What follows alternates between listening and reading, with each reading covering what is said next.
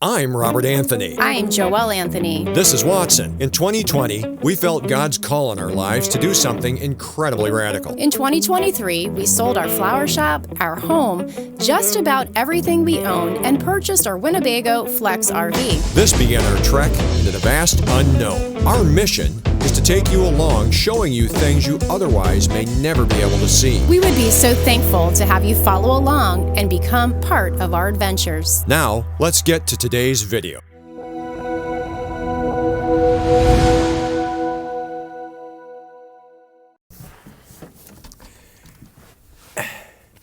Hey, what's up everybody? How you doing? It's me, Robert Anthony, your host of Winnebago Wednesdays.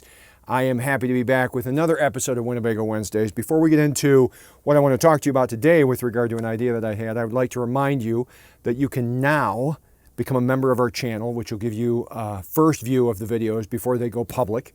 And not only that, but more interactive comments with Joelle and I directly.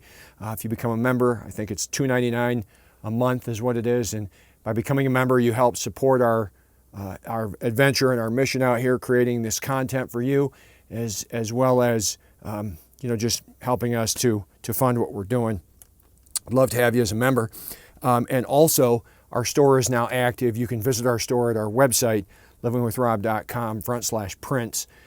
Many of the images that you see are images from the areas that we've traveled to that you're seeing in these videos, you're going to now find in both paper prints, metal, and now acrylic. So be sure to check that out. It's worth seeing. So today, I'm not going to take credit for this idea. This idea was given to me by my friend Charlie, who we met when we were in the Apache Junction, and it was about transferring water. So if you're like us and you happen to travel in an RV full time and you're in a smaller rig like ours, we travel in the Winnebago Micro Mini 2108 DS Flex Series RV. Now, our water tank is only 31 gallons. That is not enough really to go full-on boondocking for a long period of time, in spite of the fact that Winnebago markets these as an off-grid boondocking camper. I will say that that's true if you're only going to be out off-grid for about 3 days. Beyond that, not so much. So we've devised a lot of different ways that we can extend those stays indefinitely. You've seen my how we top off or take off some of the black tank video. Well, this is how I source water. So in the back of the Tundra, I have 4 of these 7-gallon blue water jugs.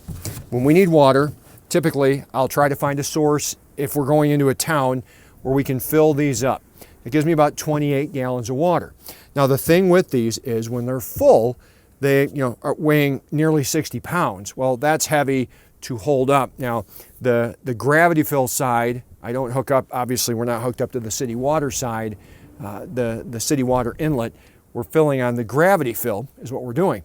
So when you're taking one of these and you're trying to lift it up and hold it up, you might be trying to use something like what I concocted with this rubber funnel. Well, that's all right, but if you're trying to lug 60 pounds and manage this funnel and you're by yourself, it's a real project. And there will be weeks, 2 or 3 or 4 weeks where Joelle will go visit somebody, like her mom, primarily is who she would go and visit. I'm by myself and I've got to figure out how to transfer water into this tank. And this has proven to be pretty difficult.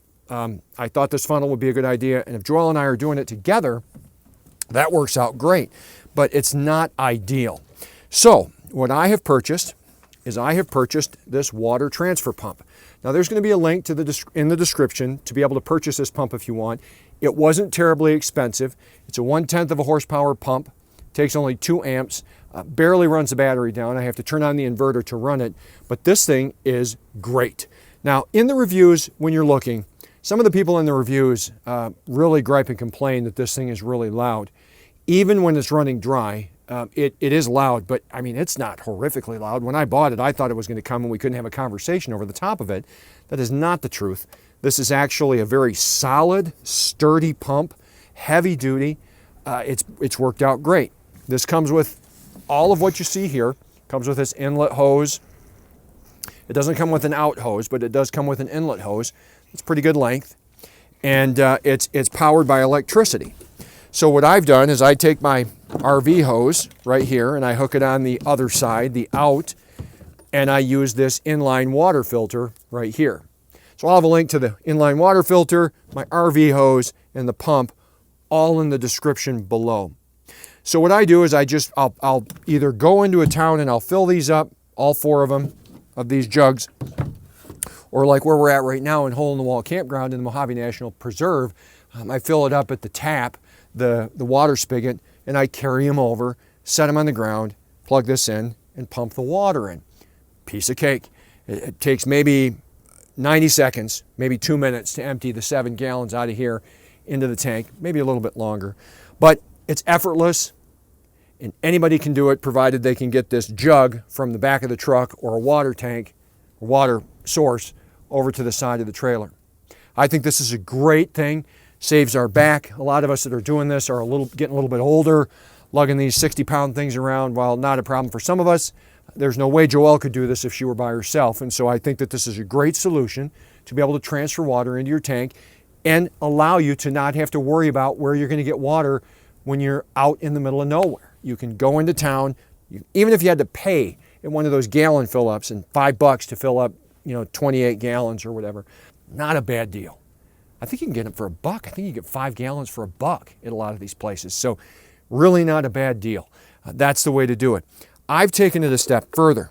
What I have here is I have a small solar powered or a solar generator portable battery. This is a Rockpals 300 amp hour portable battery. It does have an AC cord. So let me tell you what I'm thinking on this. There are going to be times where I'm going to be out, when we get out of the desert, we're going to be in Utah, we're going to be around water sources, lakes, rivers, streams, and that kind of stuff. Now, I'm not recommending that you do this because I'm sure there are going to be those of you in the comments that are going to say you're going to die from bacteria, you're going to poison yourself, whatever. I'm not really worried about that too much. But what I was thinking I could do, and I will try, is I can take this, because it's small and I can carry it, and I can go, say, to a lake or to a creek bed when we're out somewhere. I can take this pump with me because it's easy to carry, and I can carry the jug. I'm not talking about hiking a mile for water. I'm talking about just a short distance.